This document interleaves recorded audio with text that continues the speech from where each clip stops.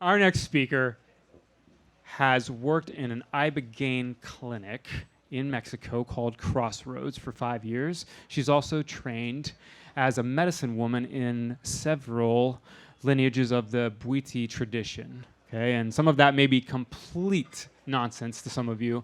Basically, Iboga, or the compound that we get from it, is called Ibogaine, and this is showing some promising results in some recent research done to treat addiction, particularly opioid, tobacco, and cocaine addiction.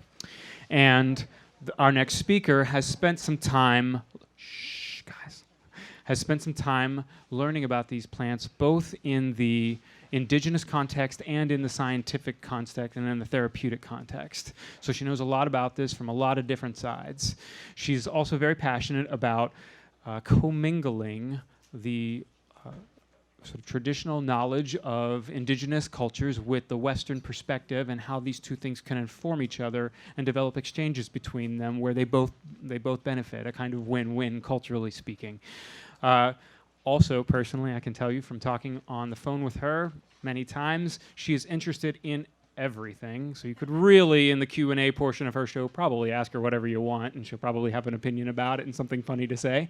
And she is absolutely infectious and positive and just the greatest in the world to talk to. Please help me welcome Tricia Eastman.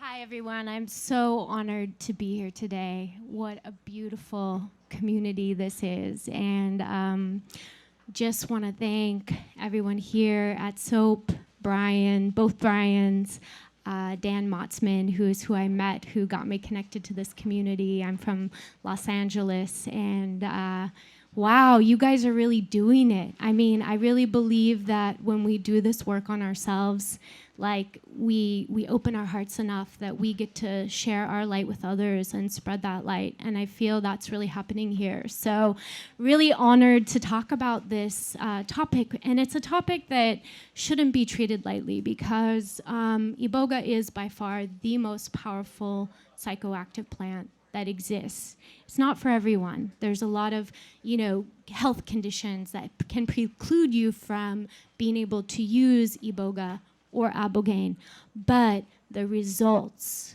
are staggering, and I'm a testament to it myself. My partner, who is a doctor, Dr. Joseph Barsuli, a psychologist, research psychologist, and we met each other through this medicine, and he cured his Lyme disease from using Iboga. He did five ceremonies, and within the fifth ceremony, all of his symptoms. And so now he's kind of going back to, kind of regenerating after all of that, because it was really hard for him. But for myself, I had chronic eating disorders and used the medicine to cure that. And so I'm literally am here because to this plant, I said, thank you so much. How can I be of service? And within 3 weeks, the owner of Crossroads, Martin Polanco, asked me if I would facilitate the psycho-spiritual program. So I never really had an intention to get into this work. I was invited into it thanks to this beautiful plant that has done so much for me. So if you look at this picture here, it's about, the topic is Iboga, Ibogaine, and our addictive culture. And these are women in Gabon, in the jungle, in initiation. I'm sorry, just 1 second, but we don't have a slide. Oh, you don't? Okay. I'm not a technical person. Okay. Okay, sorry about that, guys. So in the Bwiti, the women, when they get initiated, they're carrying these torches made of akume. Akume is a sacred resin, and we'll just say it's like sage on steroids. If you know what sage can do, it's like sage on steroids. It can clear some dark energy, but they use it in ceremony, and they use it for protection. And it's very interesting. You see they're wrapped in a white sheet. And if you know anything about France, France gifted us a statue called the Statue of Liberty, which is located in the New York Harbor. And when you look at these women in their initiation, they're actually wearing a crown made of a plant from Gabon.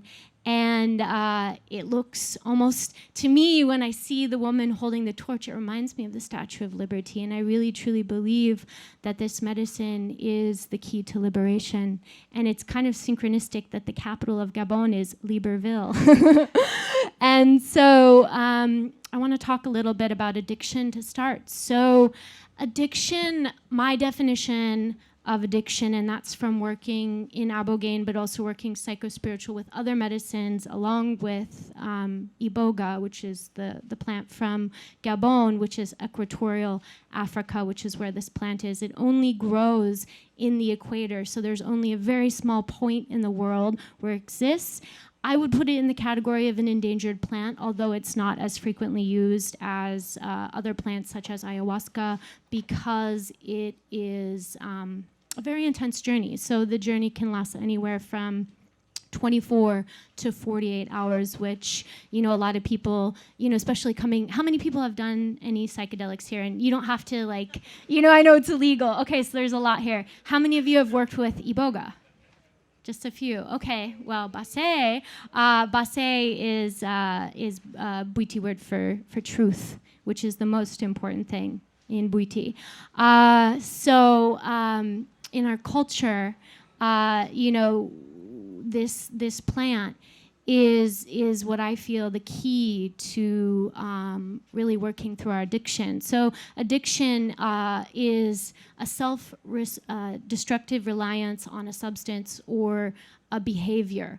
And so I have this picture of the moth flying into the flame to show this idea of seeking power outside of yourself.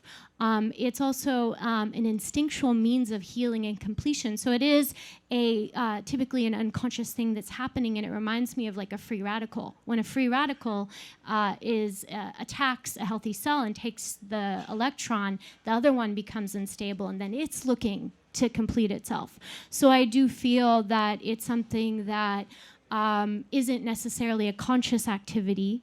It's also an avoidance of pain, and this pain is due to our culture, the way that we look at suffering, the way that we look at pain, and it's a reaction to trauma. So there's a lot of people that have written, such as Dr. Gabor Mate, that addiction is rooted in trauma. And the other thing that I think is the key to all of it is to have an inability to look within oneself to find the answers. I love what Rick Doblin says, the core of the MAPS treatments are about connecting to this inner healer.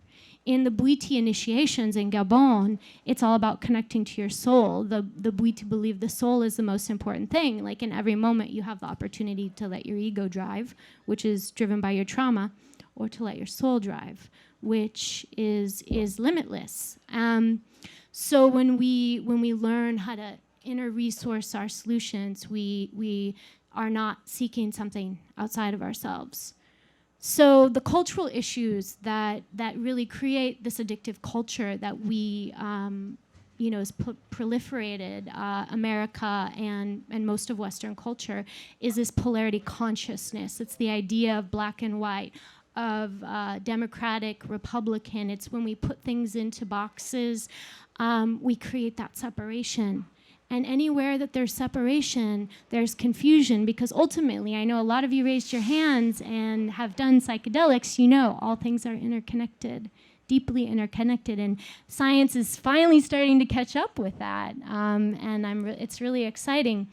But the main issue that we have in our community is this lack of community and family breakdown due to colonization. So it started with colonization, and we've become very separated as a community. We used to live in a tribal life where we shared resources, where we collectively shared things together, where we collectively took responsibility for things. And because of that breakdown, we feel helpless, because the things that we're missing are things that our community should be providing as a whole together. And I said before, the understanding of the nature of suffering and attachment. So it's this idea of our attachment, our ideas, For instance, even the idea of like how life should be, anything that should be a certain way is a form of attachment, and that creates, it affects our nervous system. And lastly, the externally focused society that we live in, the values that are externally, white picket fence, nice car, great job, education, all of these things, they put an external pressure on us that is created. So going into the addiction, so in our culture, anything can become an addiction. So sugar, caffeine, alcohol, sex, pornography, work, social media, food, eating disorders, pharmaceuticals, street drugs, negative obsessive thinking patterns, and all of these things affect our nervous system. And so when we look at Iboga, which we're going to look at right now, I'm going to talk to you a little bit about how this plant addresses all of those things. So the first aspect is this plant comes, the actual Iboga itself comes from the root of the plant. So here is the plant. It has like these waxy yellow fruits. It's this beautiful bush. When it's not fruiting, it will have these really pretty little yellow flowers, which you can probably not see very well on the screen.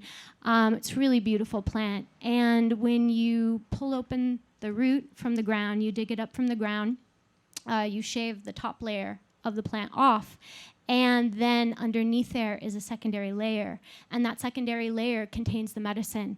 And this medicine is by far the bitterest thing you'll have ever tasted in your life. Those of you who are laughing probably have had it before, are the ones that have tried it before and are like, it's something else. And it's funny because my teacher said that it's even more bitter the more that you need it. So it's like it tastes. So some of the people, when I'm working with them in ceremony, some of them have even trouble holding it down because they're just like, wow, I mean, you think ayahuasca tastes bad. This is a whole nother level.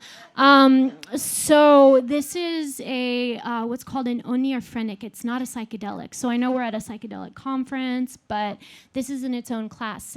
It's a psychoactive, but what it means, the plant itself means dream maker, oneirophrenic. That's a Greek word.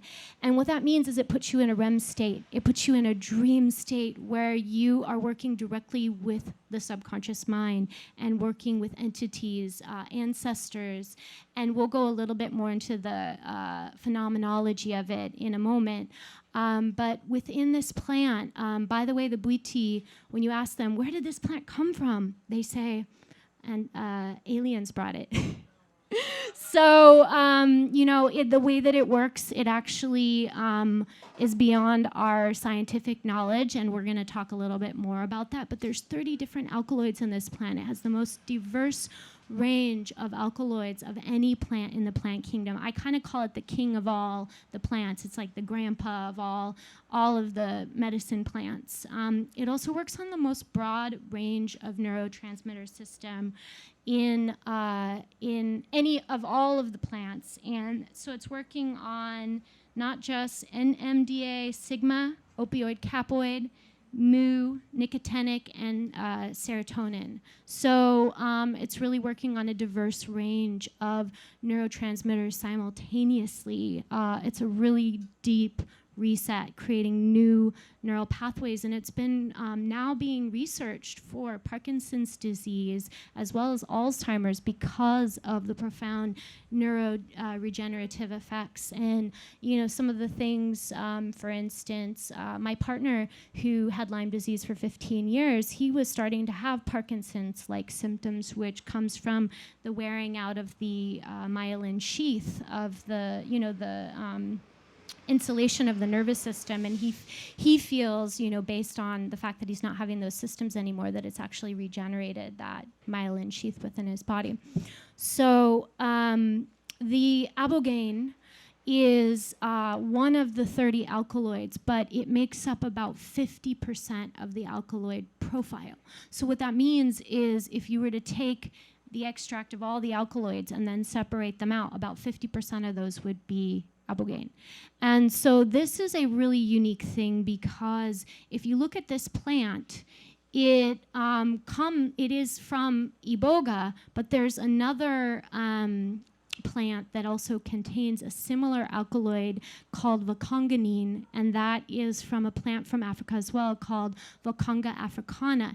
And what we found was, this plant, Iboga, was becoming endangered because when you do work with, for instance, opiate detox, you're using the HCl extract of Ibogaine in a flood dose. And a flood dose is a high concentration. It's more than you would take in a psycho-spiritual setting, like if you were doing the medicine and ceremony, because it's meant to reset the all of the addiction receptors in the body. So it gives you a complete reset, opiate receptors in the body. It's resetting all of that. And what's interesting is that Iboga cannot be synthesized. It can, because it takes so much plant to make the Ibogaine.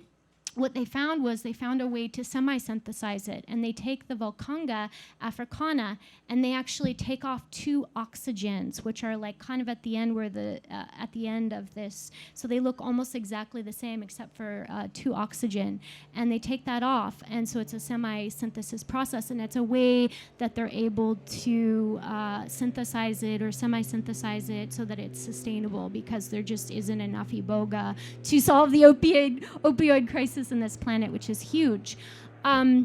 This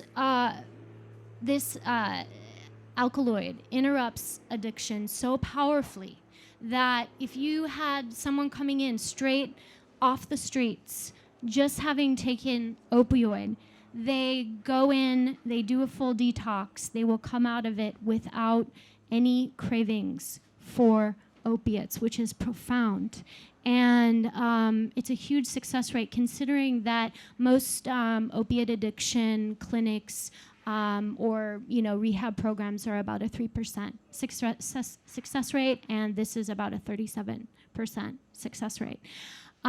It's really a medicine that should be done either under supervision of a medical professional, or if you're doing it with the plant-based version with someone who's had a high level of training. When I do my retreats, I also have a doctor on staff. Of course, we've never needed a doctor for any emergencies, but it is really good to have that just in case, and so I really believe that this is one of the medicines where there's a lot, I could talk a whole day about just the duty of care related to, just safety and cardiac and all that kind of stuff, yet when it's done properly, it can be one of the most safe medicines to do. Another thing that's unique about it is that it's one of the few medicines that's stored in the fatty tissue. I know THC is another one, but it stays with you. So even after you've done a ceremony for like months after, you can feel the effects of the medicine because it's kind of getting digested in your fatty tissue. So the Bwiti are the tribes of equatorial Africa that first worked with this medicine, and to be honest, it was actually the pygmies, which are, that might be seen as a derogatory term, but what they are is they are these individuals that live deep within the forest in Africa, in Gabon, as well as in the Congo, and in Gabon, they're considered second-rate citizens because they don't have passports, they don't, have any kind of identification, but they are the most respected because they're the keepers of the wisdom of all the plants, there's many other psychoactive plants in Gabon, and they are the keepers of all of that wisdom. So the story goes that the way that they found Iboga was that a tribal hunter was in the jungle and caught an animal in his trap and took it home and ate it. And this animal, I'm giving you guys the short version, had consumed Iboga, and they had an experience and went back to where they trapped the plant, and there was a pygmy there that gave them the secrets of the medicine and educated them on this plant, which they brought back to the village to bring healing for everyone. And that's kind of how they found it. But from there, over hundreds of branches have formed, and the core branch is the Desumba branch, which is the feminine branch of Bwiti. But then it goes all the way up into a newer, more modernized Bwiti that is actually the most practiced religious tradition in Gabon, which is called Fang. And Fang is a combination of Catholicism and Christianity combined with Bwiti, and that's what's most practiced in Gabon. In the Bwiti, there are many, I'll just say there's a lot of things talked about it, but in their tradition, it's actually frowned upon to talk about your experience, to talk about what happens, because really it's for you. It's kind of like the Eleusinian mysteries, it's meant for you. But I think in our culture, it is really important to talk about aspects of it because we need this education, and I think that we're learning with this education that it's really a powerful thing because we have to integrate into the Western world. We're not living in the jungle, so it is a little more important for us. So in this. In these initiations, which is a initiation that can be done depending on the tradition, because there are initiations that are done for young boys, which is called the Mwiri, and that doesn't actually involve taking Iboga. It's like a rite of passage. And there's the Nyimbe, which is a woman's rite of passage. It's a woman's initiation. And then within those different lineages, you have, whole learning. For instance, within the Masoko tradition, they have the Mabundi, which are the women healers, and the Ganga, which are the female healers. And within all of those traditions, most of them share one common thing, and that is the purification rituals. So there's many baths and showers. When a baby is born in Gabon, the first thing they do is they take it to the river and they wash it with the sacred herbs, and they cleanse it, and they bring it into the world. So the purification is, the way my teacher would say it is, you wouldn't go on a date wearing a smelly shirt. You don't want to be going into the spirit world unclean, and so you've got to clean yourself. And so there's these spiritual bathing rituals that take place, and in the ceremony there's a lot of symbolism, and the symbolism stems around this aspect of the masculine and the feminine. So the red representing the blood of the female, and the white the semen of the male. And there's many different tools that are used that are symbolic. For instance, on the altar there's a boat which represents your journey into the spirit world, and you'll see that a lot in actually Egyptian temples. They use the boat as a symbol of that. And then also red parrot feathers, which represent, flying, like your wings to fly into the spirit world. Ultimately, when you're looking at Bwiti and what the core of Bwiti, it's about connecting with your ancestors. It's really, truly about that. So many people in their experiences actually have meet ancestors, maybe a mother that's passed away, maybe a father that's passed away. And these ancestors impart wisdom on them. How many of you guys have seen Black Panther movie? Okay, so in the movie where he's like talking to his dad, if you remember that scene, that's kind of, something that I think came from inspired by Iboga. I believe it was inspired by Iboga. And then the polyrhythmic music within the tradition. So in this medicine, a lot of people talk about these different dangers of Iboga. And what it does is it's a QT prolonger. So what it does is it lengthens your heart rate. It slows your heart rate down. And so the polyrhythmic music that they use instruments that are very primitive. And so think of how old this tradition is. And, if you look at the anthropological evidence, they're using whisks, brooms, a 5-string harp. They're using a mouth harp that has just a little bow across it called a mugongo. And these are very primitive instruments, there's other traditions that use guitars and use, flutes and things like that. And this was even before any of those things had been created. And they do a very specific polyrhythmic music. And there's a Dr. Schuster-Strubelt who did a study and found that not only does that regulate the heart rate, so it protects you during the ceremony, but it also balances the left and right hemisphere of the brain. So it's really powerful, and many people in the journey actually tell me that they can, like, for instance, I've had multiple people call the mugungo the chiseler, and they really feel like when they're hearing it, it makes this like wah, wah, wah, wah noise, but they say it's almost like this little jackhammer chiseling out all the calcification in their brain and in their body. So it's really interesting how the music is so important within this tradition. And the phenomenology of the experience. So this is a physically uncomfortable experience. It's beyond most physical uncomfortableness because you're incapacitated. If you try to get up and move, you become dizzy. If you go to the bathroom and you get up too fast, you can get nauseous. You can have shaking. It makes you feel heavy and drowsy, yet restless at the same time because it's a stimulant as well. And sometimes there's some purging involved. It's different though than ayahuasca because it's not necessarily a guaranteed thing that you're going to purge. If you're really staying connected and within yourself, then you may not purge. And if you do purge, there's probably a reason for it. But really what it's doing is it's taking your whole energy system, all of your senses, like when you think about your hearing, your eyesight, everything, and it's like pulling it inward, because the idea of this medicine is really about facing yourself. And that's what we do our whole lives, is we run from ourselves. And I shouldn't say that as a general statement. I should say our culture, it's very normal for us to run from ourselves, and that's kind of the reason that we have these desires to do these other things outside of ourselves, these addictive practices. Another part is a cognitive evaluation. So many people see a screen pop up, and in this cognitive evaluation, you will see scenes from your life. So like when you were 3 years old, something that happened that maybe made you not trust life.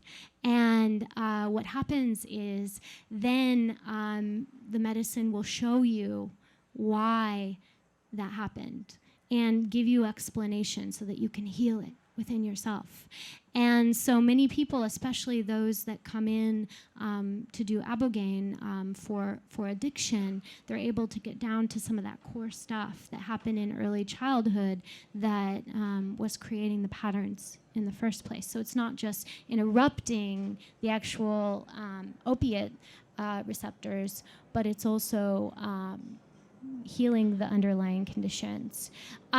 Also, we did talk a little bit about the brain resetting, the idea of this decalcification in the brain, but many people feel like, oh, my brain just had a complete reset, like back to the good factory settings, where you feel more clear. Many people also say that they feel quiet, like no thoughts, very, very like a deep sense of inner peace afterwards. So it's hard work, but you get paid for it. It really, truly, the after results are really profound. And in general, a lot of people see these universal scenes, visions of connection to the entire universe and one's individual connection within that one's individual purpose. So I'm going to quickly talk to you guys. I want to sum it up with the results and then open it up for a few questions. It's a lot of information, so I'm sure you guys will have some questions. So the results of this work. This is a slide from the Gita conference in 2017. Roman Poskin did a study where he took several Ibogaine patients and took a energy analysis of their energy field around their body. And you can see in the beginning the energy field is kind of broken up and it's close to the body. And then you can see on the medicine, the bioelectric field is completely pulled into the body except for just a little bit. And then afterwards you can see the expansiveness, how it's more filled in and it's more further out. So it really does increase your sensitivity afterwards. So the results are that you have a connection to the deeper meaning of life and your purpose. You receive this deep excavation of your core traumas that were, have been around since childhood, some of them, and are able to make peace with that. Increased feelings of sensory perception, deep connection to your soul, and the ability to connect to your soul. And most people just no longer have any desire to do the compulsive behaviors anymore. I mean, I've even had people come in where they bit their fingernails and they didn't even have that as an intention in the ceremony, and they stopped biting their fingernails completely, and it just was, they're like, it's kind of weird. I just stopped biting my fingernails. So really, when we look at this, ultimately, all of the addiction in our culture is us running away from fear in some form. And so really what this medicine is doing is it's bringing us back to what we need to focus on, which is connecting to ourselves, connecting to our inner wisdom. So I am going to open it up for some questions. Yes. You won't need one. For me, at least. Where are you located? Where do I sign up? So this is my website, psychedelicjourneys.com. I do retreats in countries where this work is legal, so Costa Rica, Spain, as well as Mexico. And you're welcome to sign up on my website, or if you just want to talk, I do a lot of also private retreats that are in other locations like Portugal or other parts of Spain. So sometimes there's opportunities that aren't listed on the website.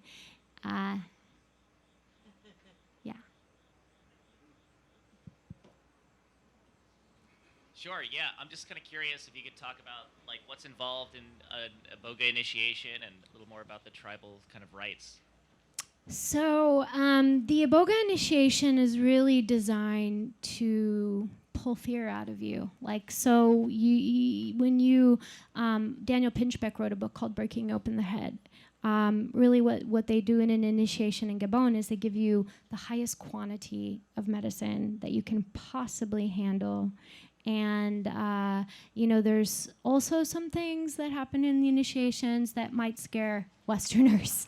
For instance, sometimes there's some animal sacrifice.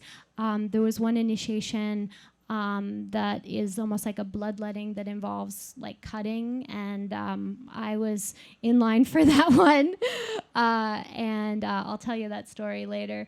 But there's a series of different initiations within the lineage, and then once you go through those initiations, then depending on the lineage, there's specific ones for men and women, so they're a little different. But usually the first initiation is taking really, really high quantities of medicine. And I had one friend that he went and he couldn't even hold any more down. And so they got a tool and they put it up his bum. So because he couldn't hold it, I mean, that doesn't happen to very many people, but he needed more medicine and to break open his head. So but from that, usually, for instance, in the Masoko tradition, after they've given you all that medicine, they'll give you some torches and they'll make you dance around the fire when you can barely even walk or see anything. And then, there's other types of initiations that involve mirror work where you actually travel through the mirror into the spirit world, which is really cool. Is it similar to ayahuasca ceremony where the practitioner, shaman or shamaness also ingests the psychedelic drug, or is the shaman or shamaness just there to hold space and conduct the ceremony in a non-altered state of consciousness? Yeah, and there's one thing I do want to say about that, because in Bwiti, we believe in the traditions that I've been trained that we have at least 4 people collectively holding the space. So it's not like one shaman holding all the power, which I think is a good thing, but also that within the ceremony, we take small amounts of medicine. So not a lot, but if I took too much, I would be on the ground myself. So it's just enough. And the medicine, taking the medicine for me tells me where people need assistance. Like there'll be things like it'll just like the whole time I'll be guided to like, okay, go over there, help that person, do this, so it's really helpful just taking a small amount. Yes. Sorry, I'd like to stand up. My name is Jade. I work for MAPS. I was curious. Oh, sorry, I'll do it. Hi, my name is Jade, and I work for MAPS. Although I'm a soaper and I have some cool title, but I don't know it anyway. Yeah. I was curious to learn. You said that the rate is 37%. I was curious if you think that number actually is higher, and part two, research that's starting to happen, like MAPS is looking at research. Mm-hmm. Do you think that we should be researching micro dosing of Iboga versus Ibogaine? Yeah, I mean, there's a couple things to address there. So first of all, MAPS is doing the most incredible work. I'm so grateful for the work. And I do think that the idea of microdosing is a really potent thing with this medicine, and a lot of the work with the Parkinson's and, if I'm not mistaken, also the Alzheimer's is using a lower than standard dose because, there are some cardiac risks with people that are older, and typically people that are older tend to have Alzheimer's or Parkinson's, and so it negates that a little bit. And then the other question you had was using Iboga or Ibogaine? Well, so MAPS is looking to fundraise for this is. Yes. Or it doesn't matter. I was saying this is.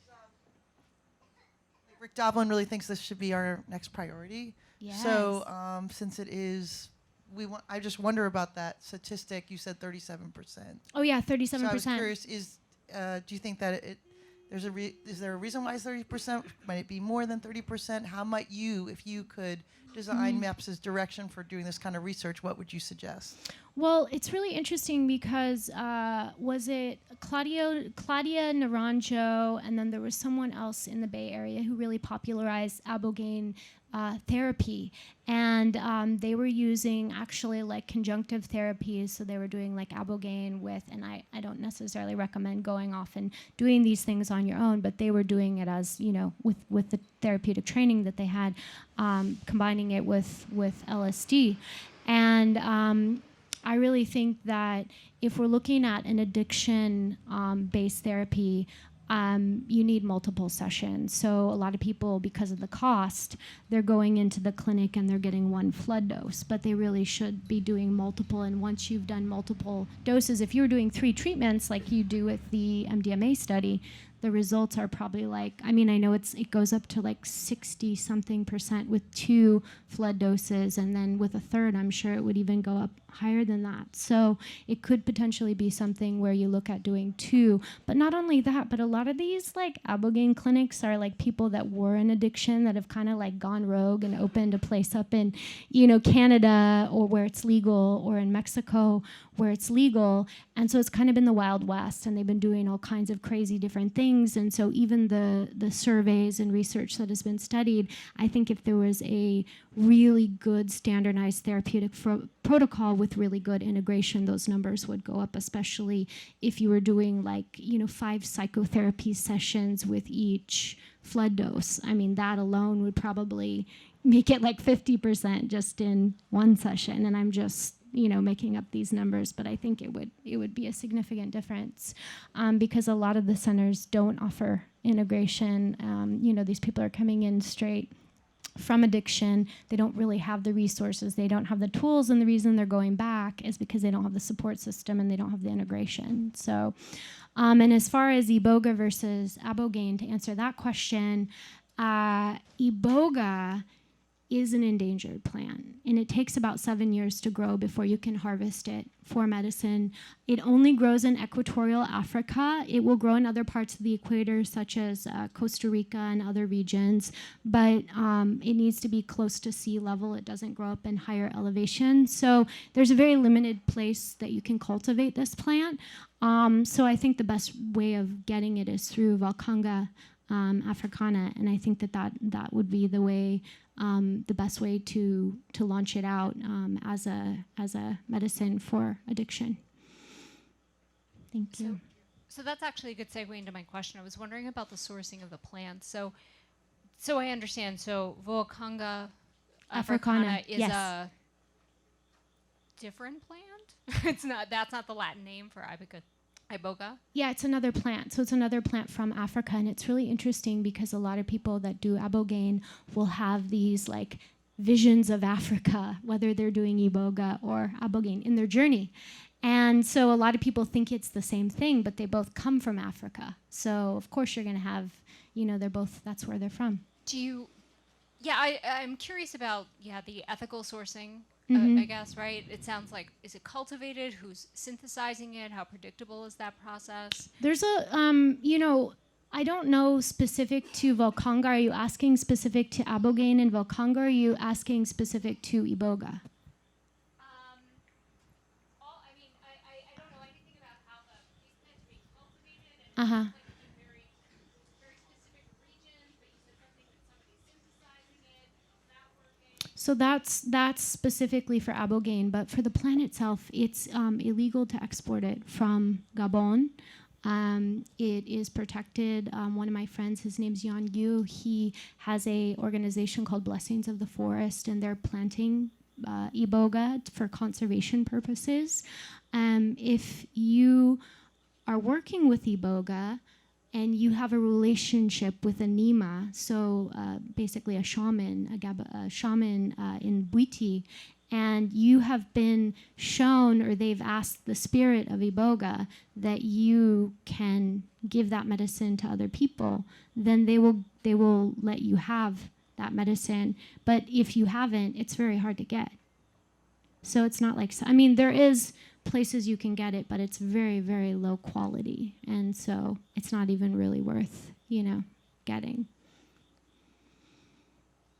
Hi. Thanks for all the work that you do and the great talk. I wanted to kind of ask, as someone who has been doing this for as long as you have, looking into the future and thinking about this in the grand scale of, we do have an opioid epidemic on our hands. This is coming from a plant that takes 7 years to cultivate, can only grow in certain parts of the country. All the Ibogaine retreats that I've looked at are incredibly expensive and Yes. have major hurdles for accessibility for especially the people who are needing the services. Absolutely, yeah. And I guess can you speak on that and maybe any initiatives or efforts that you know of people in these spheres trying to make it more accessible? Obviously in this country it's a huge hurdle, but even in Vancouver and other places in Canada that I've heard, there's been a lot of caution in the addiction world of sending people to these organizations because of how profit-oriented some of them are. Yeah. So I think, this is a really important topic for both myself and my partner, Dr. Joseph Barsulia. He's published about 5 papers on Ibogaine, and he and I really believe that, we've seen it in our visions from the medicine that this medicine is going to help our problem in America with opiates. We just have to figure out the system. And I think an organization like MAPS, who's doing it in a good way, in a therapeutic approach, is going to be the best way to do it. And hopefully we can get insurance to cover it, because if we look at the cost of these detox centers and the success rate, the insurance company is going to look at the numbers and be like, oh, this is a way better deal. Okay, let's send them there. I think that, this medicine, it's, to have a doctor on site, to have a whole team of people, because you can't even walk to go to the bathroom. Someone has to help you walk to go to the bathroom. You have to be under surveillance and care for usually about 4 days nonstop. And so, the medicine itself is expensive. The prices, for a kilo of Iboga, it could be $2,500. And so it's not an inexpensive medicine to get. I mean, just the shipping alone from Africa is like $500.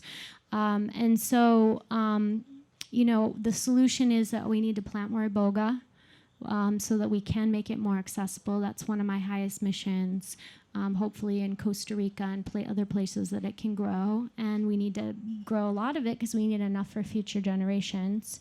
And I think that once we can have some good training or a good program like MAPS where we can train therapists, I think it can be more accessible, at least for now, I think. And I think it's also like people are really excited to try things, and this is a medicine you definitely want to like tread lightly around. It's not something that we want to like be waving a flag like, come over here and do some Iboga. It definitely needs to be respected. I think where it's at right now, the level of people that are ready for it are finding it. And it's really funny because I know the finances, it's a huge block in our culture in general is around money and commodification, but every person that when it was time for them to do the Iboga, they always had some magical thing happen where money just showed up for them, and they didn't have to scrape and not have starve and eat top ramen so that they could go do an Iboga journey. So I really believe that the medicine knows when you're ready for it and will provide a way too.